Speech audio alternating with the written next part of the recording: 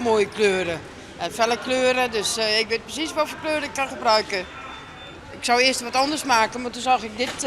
Ik denk, ga ik allemaal rondjes over elkaar heen leggen. En dan krijg je ook dit effect, die kleine halve stukjes. Ik denk, het is wel mooi geworden.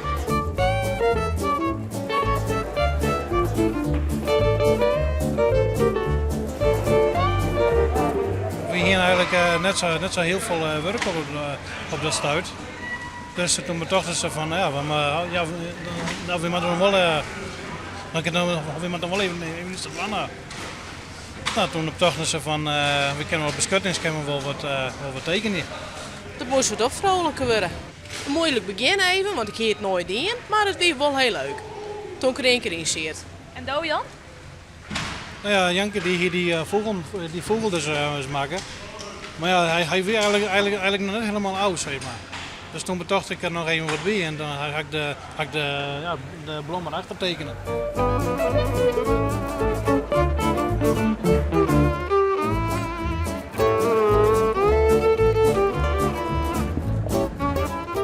Die BM en die flats, het landschap, dat moet wel ingekleurd worden. En dan maak je samen maar op het werk te schilderen en kunstzinnig te wezen. Dat is geweldig. Ja, vind ik nog nooit daar. Want dien je de thuis ook al wel? Nou, de laatste tijd net zoveel meer.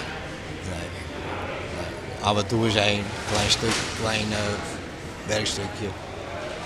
Voor iemand die is of zo. En wat gebeurt er als jou aan het werk binnen? Ja, ik ga er alles van je trooien, hoort het? Zo die holen heen. Ja, ik leun aan iedereen en ik hoef me een draai uit te krijgen. Ja, dat is weer nou goed. Dus, en de laatste jaren gaat het veel beter. En daar helpt kunst ook wel bij? Ja, nou wel, daar. Vroeger ik wel, maar het is nog meer. Nou, dan komen we tot ontdekken dat er aardig wat talenten onder leden hier. Dit hier je hem net verwachten?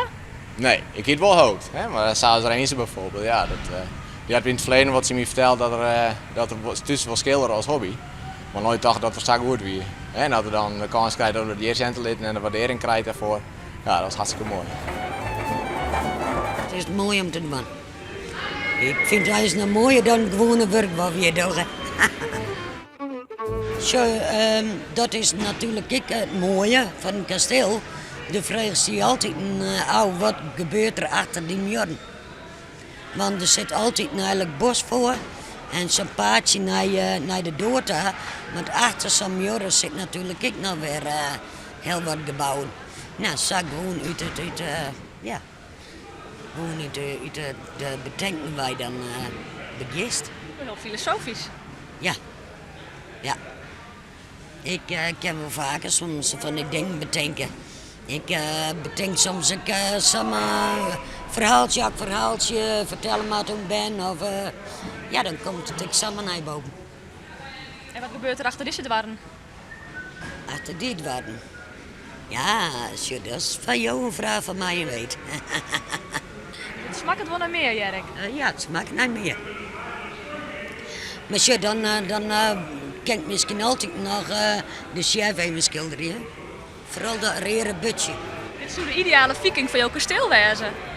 Nou nee, dan dacht ik toch meer om zo'n boord van de viking.